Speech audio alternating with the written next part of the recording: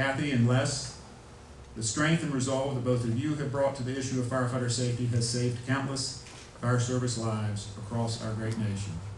And I want you to know that I carefully chose those words, countless. Because the true number of lives the two of you have potentially saved cannot be enumerated, quantified, or calculated in any manner that can be easily comprehended.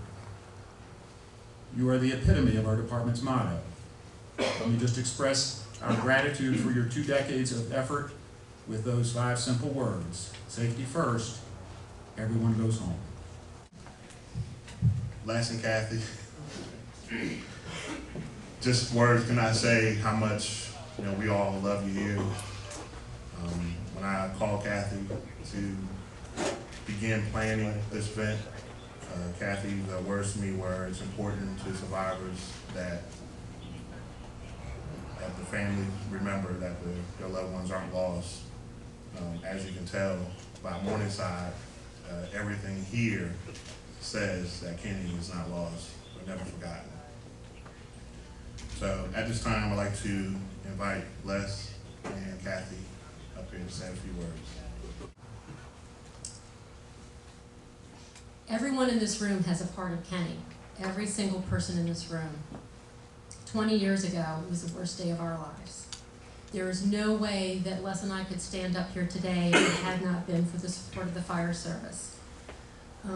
There's no way that I could do what Chief Bayshore refers to without the support of my family, especially my daughter, my son-in-law, my 2 grandsons, and a group of young people known as the cousins.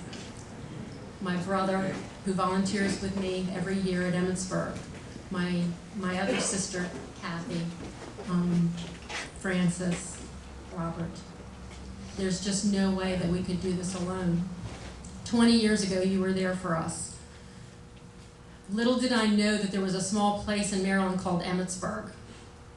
Once I got up there and we saw the support and the brotherhood of the fire service, I mean, I totally understood that Firehouse and firefighters were a family. I mean, Les spent more time with them than he did with me in the first 30 years of our marriage. So I got that. What I didn't realize was the depth of the caring and the support. I could not do what we do with the National Fallen Firefighters Foundation with each and every one of you. It's coincidence? Maybe. If any of you read my Facebook page, 20 years ago this year, Congress created the National Fallen Firefighters Foundation.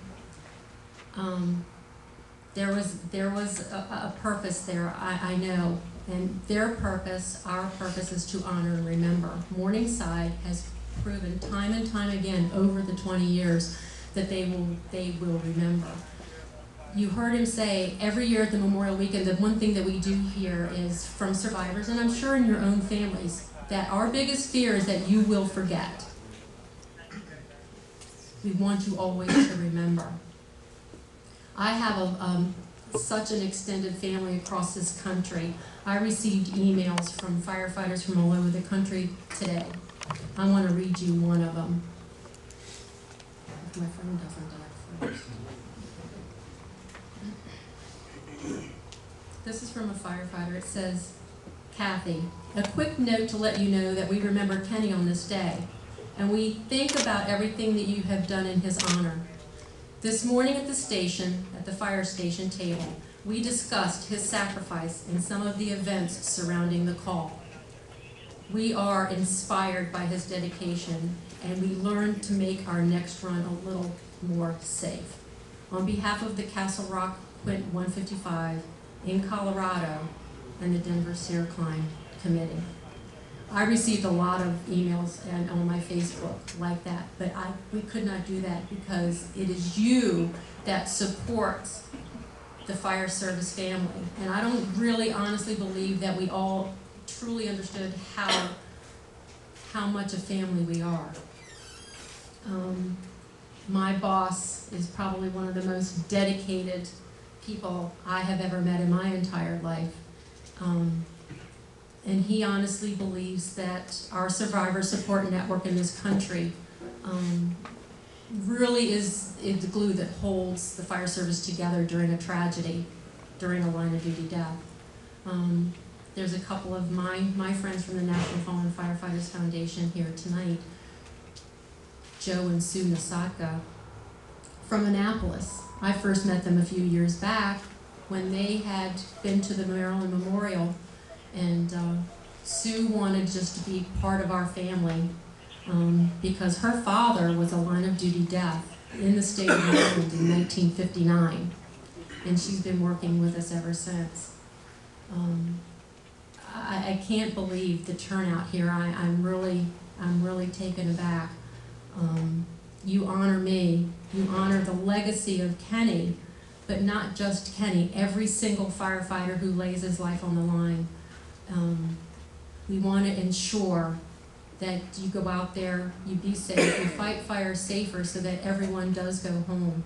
And we really, truly strive to learn from our mistakes.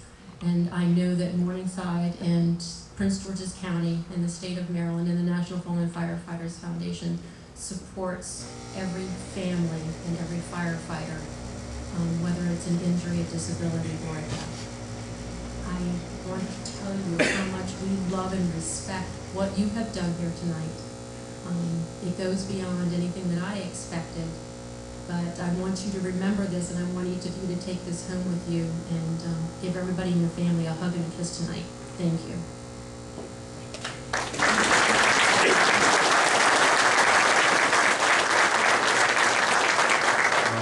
Now it's my turn. Kathy just told me to make it short. The going joke was when I was the chief here at the department, somebody would ask me where Kathy was. I said, well, she's in the car bringing my books. I now carry her books. I'd like to take this opportunity to Chief White and President Hanson for just an overwhelming thank you for bringing us all together again this evening. I would like to take you through a little trip of our 20 years after Kenny's death. And I hope I don't bore you with some things, and I hope I make you laugh. But I know that I thought I'd seen Tommy stumble in here earlier. She stumbled was one of the people who came to our house at 5 o'clock in the morning to tell us that Kenny had passed away. Through the years, Tommy has been close to the family, we've been close to his family, and he has always said, in my fire service career, he was a career firefighter in the district, and here as a volunteer at District Heights Volunteer Fire Department, that was the hardest thing that he had to do. Move up 15 or 20 years later, 15 years later, he started volunteering with us at Emmitsburg on a Saturday with the Maryland Fire Chiefs. Seeing the survivors come in, some of them just can't even make it through the door without crying. And Kathy and I and some of our other survivors go up and give them that reassurance that everything's going to be okay. Tommy says to me, I don't know how you do it.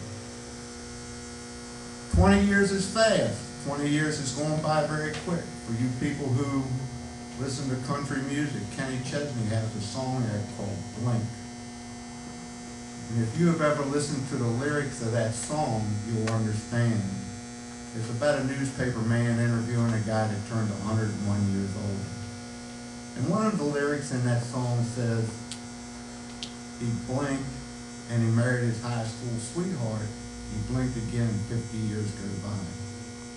To Sherry and EJ, you blink, your AARP cards come and see.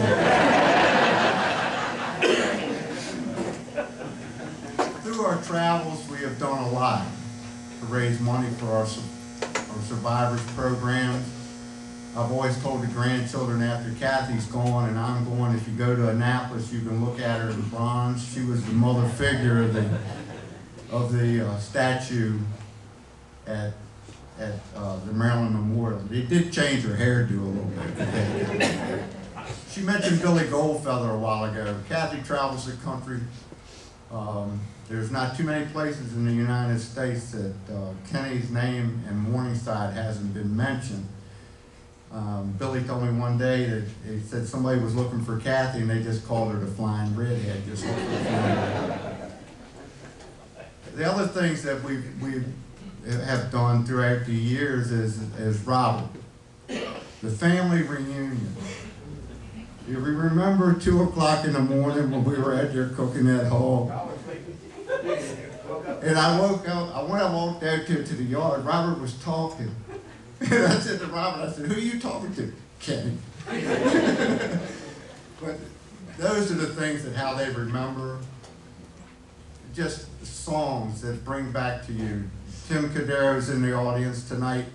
And him and Kenny, it was colder, really cold during that week. They were out washing the car. And Eric Clapton's song came on, Tears from Heaven. Everybody that was at that funeral, they played that song. And every time that song comes on, I guarantee you have to think back to Kenny. Ave Maria. On Christmas time, every time we hear it, I have to stop and step back. It's just with those things that bring back the memories and what we have done. This past year, they had the 9/11 stair climb. You heard Kathy talk about it. They did one here in Prince George's County that was very successful. Very successful. And in Greenbelt, they have an 11-story building, and in order to climb 111 stories, you had to climb this building 10 times. We had a very good turnout, and one of the people that was there was Kenny's girlfriend, Frances. And she did 111 stories. The other person that was with her was our good friend Billy Hinton, who is a retired firefighter from Prince George's County. He did it also. We had firefighters there with full turnout gear that did that. And Francis did it in the memory of Kenny. We move along with the, Kathy has talked to many of the recruit classes here in Prince George's County. Recruit class number 44 donated $5,000 to the National Fallen Firefighters Foundation in memory of Kenny Hedrick for the family support. We cannot forget that. They remember. Again, I would like to say thank you. There are so many people in here that have been part of our life that I know I've overlooked, and I need to just say thank you to everybody. And God bless you, and have a safe trip home.